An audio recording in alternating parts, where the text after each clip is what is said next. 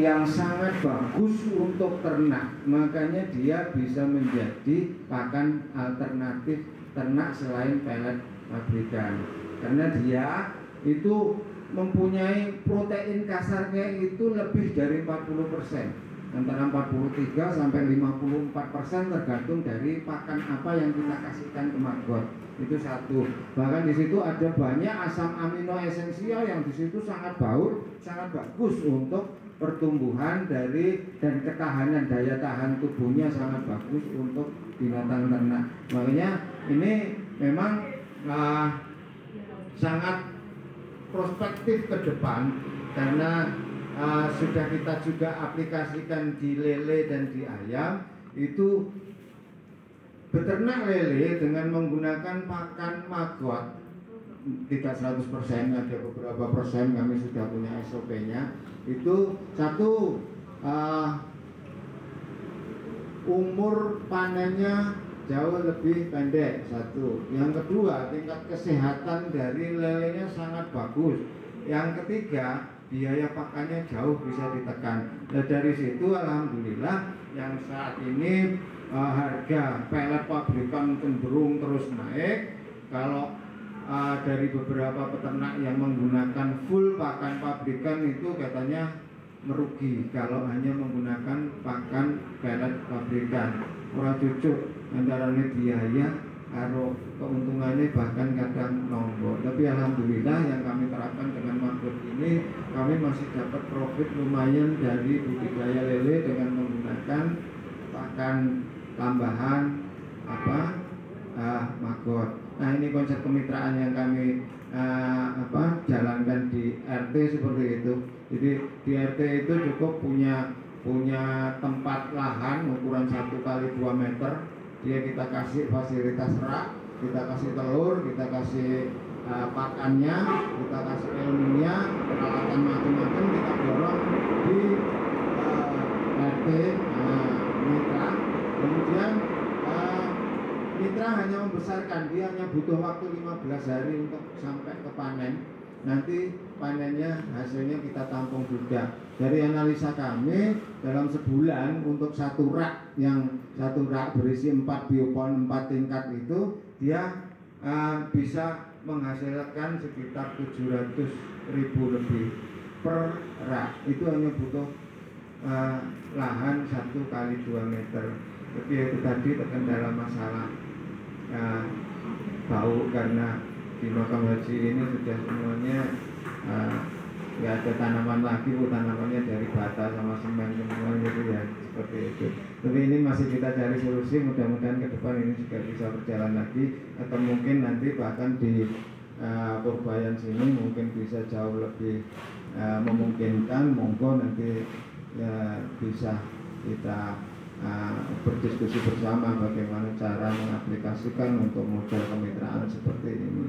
Malah kalau makam haji nanti kita rencananya kemitraan itu justru ke integrated farmingnya. Jadi setelah maggot produksinya banyak, itu nanti bisa untuk peternakan lele, ayam dan lain sebagainya, itu nanti yang akan kami dorong menjadi kemitraan di warga. Itu yang di makam haji. Terus ini sedikit manfaat ekonomi, jadi dari 100 kg fresh maggot nanti itu dia bisa mengurai 10 kali lipat berat tubuhnya sampai dia panen. Terus sisanya nanti juga akan menjadi kompos 10%. Jadi dari 10 kilo yang kita kasih makan misalnya, nanti 1 kilo akan menjadi kompos yang sangat bagus. Itu hanya butuh proses 15 hari. Sudah diterapkan di beberapa tempat, beberapa penelitian bahwa kasgot itu sisa yang tidak termakan oleh maggot tercampur dengan kotorannya maggot, itu menjadi pupuk organik yang luar biasa juga. Terus gitu. Itu mungkin dari saya cukup itu. Ibu nanti mungkin kalau ada yang perlu ditanyakan dan lain sebagainya bisa dalam sesi tanya jawab. Jadi ini yang skala rumahan seperti ini banyak juga yang sudah mengembangkannya di skala industri, Bu. Jadi dia sudah investasi miliaran, puluhan miliar untuk mengembangkan maggot ini, karena melihat potensi maggot ini memang sesungguhnya sangat luar biasa. Ini kalau yang seperti ini biasanya dia menggunakan sampah organik khusus, seperti misalnya bungkil sawit, jadi bukan mulung dari TPS, TPA atau dari rumah tangga, karena untuk ekspor itu ada persyaratan khusus bahwa maggot harus diberikan pakan dari sampah organik yang sejenis, entah itu ampas kelapa, entah itu bungkil sawit dan lain sebagainya. Dan buahnya sebetulnya permintaan ekspor itu dari Korea, dari Jepang, dari Jerman, dari Belanda itu sangat besar sebetulnya, dan kita belum mampu untuk memenuhi permintaan itu. Nah, karena kami dari BUMDes ini memang niatnya untuk mengurangi sampah organik. Sebetulnya Ibu, kalau hanya ngobrol maggot ini sebagai sebuah bisnis, sebetulnya saya nggak mau Ibu, ngurusi sampah nggak mau saya. Lebih baik saya beli limbah dari pabrik, saya nggak usah ngolah, saya nggak usah ini, keuntungan saya jauh lebih besar. Tapi bukan itu, karena tujuan kami memang kami punya komitmen sampah ini harus terolah. Jadi meskipun profit yang kami dapatkan tidak sebesar kalau kami menggunakan sampah dari limbah pabrik, tapi itu tetap kita prioritaskan, karena itu memang tujuan awal kami adalah mengurangi sampah yang ada di Desa Makam Haji. Nah, monggo nanti itu sedikit gambaran dari kami tentang pengelolaan sampah dari Makam Haji. Monggo nanti mungkin bisa berdiskusi lebih lanjut bagaimana kalau misalnya diaplikasikan di Desa Orbayan seperti apa. Insya Allah kami siap untuk selalu berdiskusi, untuk pendampingan. Bahkan misalnya nanti kalau maggot sudah didorong di Orbayan, kemudian masih kebingungan masalah harus jualnya kemana, insya Allah Makam Haji juga siap menampung. Kita bersinergi, intinya monggo bareng-bareng bahwa sampah ini adalah urusan kita bersama, tanggung jawab kita bersama.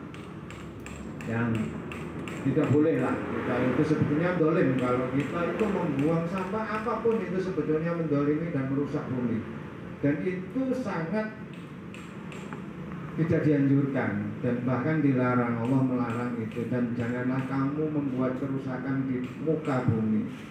Mungkin kita tidak sadar, tapi sebetulnya kita setiap hari membuat kerusakan. Monggo bareng-bareng kita bismillah di situ dengan niat yang baik bahwa kita ingin menjaga bumi ini lestari. Apa yang sudah kita dapatkan sebuah karunia yang luar biasa dari Allah, itu kita jaga bersama-sama. Ini pengembangannya seperti ini Bu, nanti itu bisa menjadi sebuah integratif farming, ada peternakan ayam, ada peternakan bebek, ada peternakan lele, yang itu semuanya berawal dari pengolahan sampah dan budidaya maggot. Itu sangat terbuka luas, dan itu nanti intinya bisa menumbuhkan pemberdayaan ekonomi masyarakat, itu sangat mungkin. Amin. Sangat mungkin. Jadi monggo nanti kalau memang dari Purbayan nanti pengen barang-barang belajar tentang bagaimana membudidayakan maggot, terutama kaitannya dengan pengolahan sampah, insya Allah kita siap berbagi, kita siap berdiskusi bareng-bareng. Mungkin dari kami hanya itu saja. Nanti berikutnya mungkin Mas Evan yang akan memberi penjelasan bagaimana caranya budidaya maggot ini mulai dari penetasan telur sampai dengan menjadi telur lagi.